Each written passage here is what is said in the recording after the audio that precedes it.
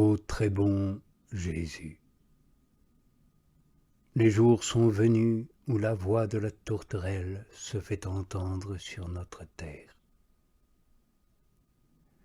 Car la création elle-même gémit en travail d'enfantement jusqu'à ce jour, en attendant la révélation des fils de Dieu.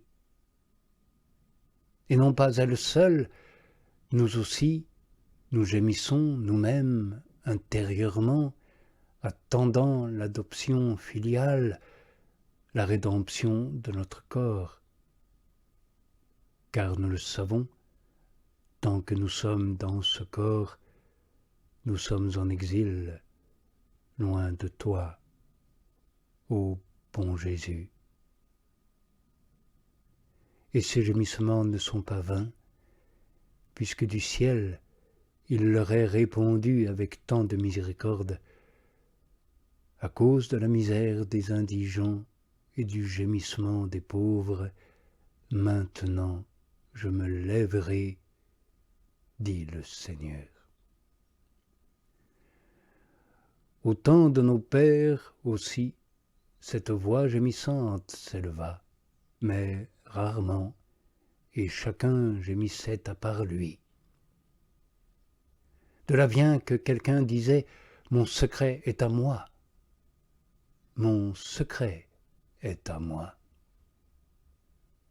Mais même celui qui disait « Mon gémissement n'était pas caché » montrait bien qu'il était caché, car c'est à Dieu seul qu'il n'était pas caché.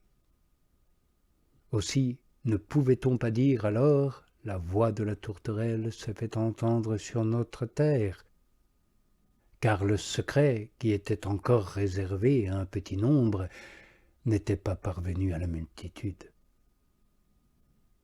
Mais lorsque fut proclamé ouvertement, chercher les réalités d'en haut, là où est le Christ, Jésus, assis à la droite de Dieu, ce gémissement de la tourterelle commença à être commun à tous. Et tous eurent le même motif de gémir. Tous, en effet, connaissaient le Seigneur, selon qu'il est écrit dans le prophète, « Ils me connaîtront tous, du plus petit jusqu'au plus grand, dit le Seigneur. » Mais s'ils sont nombreux à gémir, à quoi bon cette mention d'une seule tourterelle? La voix de la tourterelle, est-il dit. Pourquoi pas des tourterelles?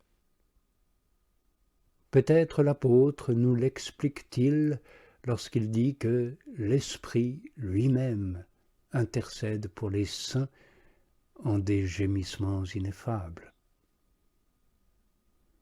Il en est bien ainsi. Celui qui nous donne de gémir est lui-même représenté gémissant. Et si nombreux que soient ceux que tu entends gémir ainsi, c'est la voix d'un seul qui résonne sur les lèvres de tous. Comment ne serait-ce pas la voix de celui qui articule cette même voix dans la bouche de chacun selon ses nécessités particulières? Car la manifestation de l'Esprit est donnée à chacun pour son bien. La voix de chacun le manifeste et indique sa présence. Apprendons de l'Évangile que l'Esprit Saint a une voix. L'Esprit, est-il dit, souffle où il veut. Tu entends sa voix et tu ne sais d'où elle vient ni où elle va. Il ne le savait pas, ce maître mort qui enseignait à des morts la lettre qui tue. Mais nous devrions le savoir, nous qui, transportés de la mort à la vie par l'Esprit vivifiant, éprouvons chaque jour, par une expérience certaine, grâce à son illumination, que nos désirs et nos gémissements viennent de lui et vont à lui, c'est-à-dire à Dieu, et là, il trouve miséricorde aux yeux de Dieu. Comment Dieu pourrait-il laisser sans effet la voix de son esprit? Bien plus, il sait lui-même ce que l'esprit désire, puisque c'est selon Dieu que l'esprit intercède pour les saints. Et ce ne sont pas les seuls gémissements qui donnent du prix à la tourterelle. La fidélité et la pureté aussi lui en donnent. C'est grâce à cette double vertu qu'elle fut digne d'être offerte en victime pour l'enfant né de la Vierge. Tu lis en effet une paire de tourterelles ou deux jeunes colombes. À la tourterelle, la fidélité est bien connue. En effet, elle se contente d'un seul compagnon. Lorsqu'elle l'a perdu, elle n'en accepte plus d'autre. À la colombe, la blancheur est aussi bien connue comme symbole de pureté. Toutes deux reprochent ainsi aux hommes la pluralité de leur mariage, et temporel et spirituel. Bien que la faute soit peut-être vénielle, en raison du risque de débauche, une débauche si effrénée est tout de même déshonorante. Oui, c'est une honte qu'en ce qui concerne l'honnêteté, la raison ne puisse pas chez l'homme ce que la nature peut chez un oiseau.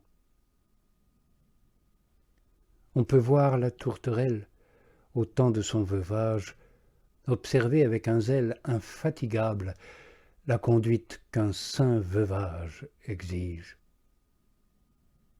Tu la vois partout solitaire, partout tu l'entends gémir.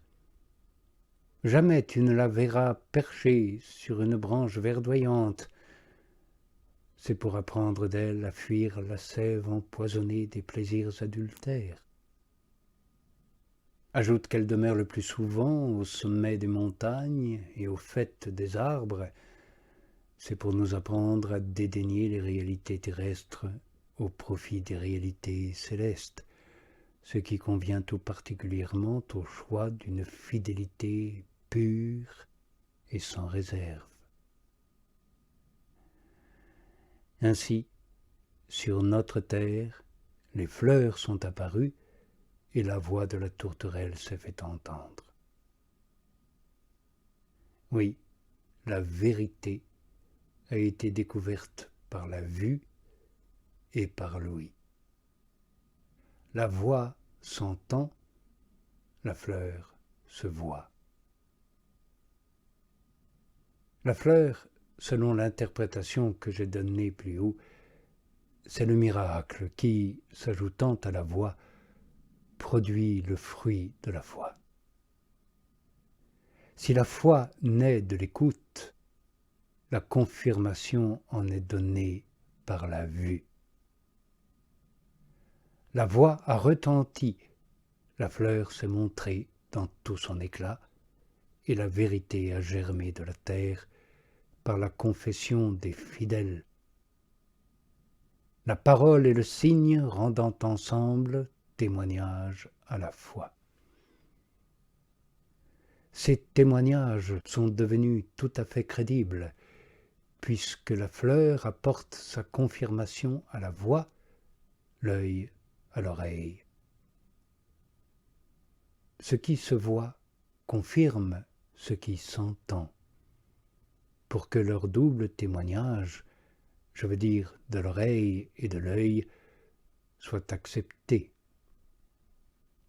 C'est pourquoi le Seigneur disait « Allez, rapportez à Jean », il parlait aux disciples de celui-ci, « ce que vous avez entendu et vu ». La certitude de la foi ne pouvait leur être communiquée dans une formule plus brève ni plus nette.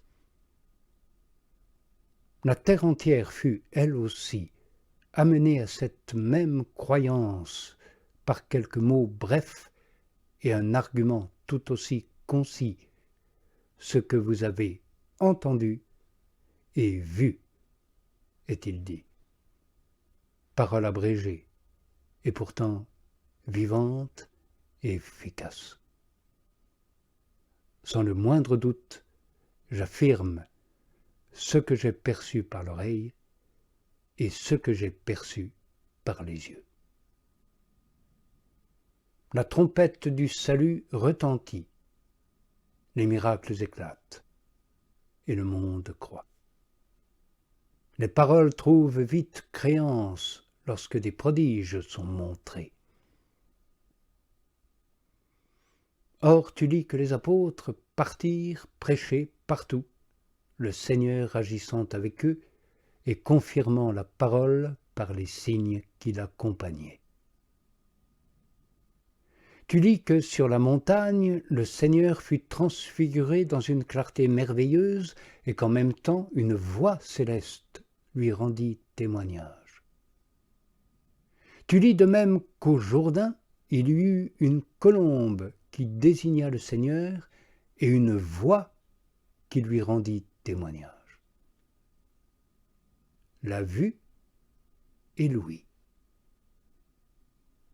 Ainsi, par un effet de la générosité divine, ces deux moyens, la voix et le signe, vont partout de pair pour faire pénétrer la foi, afin que par ces deux fenêtres, la vérité se ferait une large entrée dans l'âme. Il est dit ensuite, le figuier a poussé ses fruits verts. N'en mangeons pas. Ils ne sont pas comestibles puisqu'ils ne sont pas mûrs. Ils ont l'apparence de bonnes figues, mais ils en ont le semblant, non la saveur. Peut-être figurent-ils les hypocrites. Ne les jetons pas pourtant, nous en aurons peut-être besoin une autre fois. D'ailleurs, ils tomberont bien d'eux-mêmes, aisément et avant le temps, comme l'herbe des toits qui se dessèche avant qu'on l'arrache. Ce qui, je pense, a été dit des hypocrites. Pourtant, ce n'est pas sans raison qu'il en est fait mention dans ce chant nuptial. Sans aucun doute, ils ne sont pas comestibles. Ils seront utilisables, pourtant, de quelque manière. Lors des noces, il faut se procurer bien des choses, outre les mets pour le festin. Pour ma part, j'estime si peu devoir passer ce point sous silence que je ne voudrais pas l'examiner, quel qu'il soit, dans les limites étroites d'une fin d'évocation. Je le remets donc à un autre jour et à un moment plus libre. Vous pourrez alors vérifier à votre gré si c'était nécessaire. Je vous demande seulement de m'obtenir par vos prières l'occasion et la capacité d'exprimer ce que je ressens pour votre propre édification et à la louange et à la gloire du Christ Jésus qui fait entendre sa voix sur notre terre.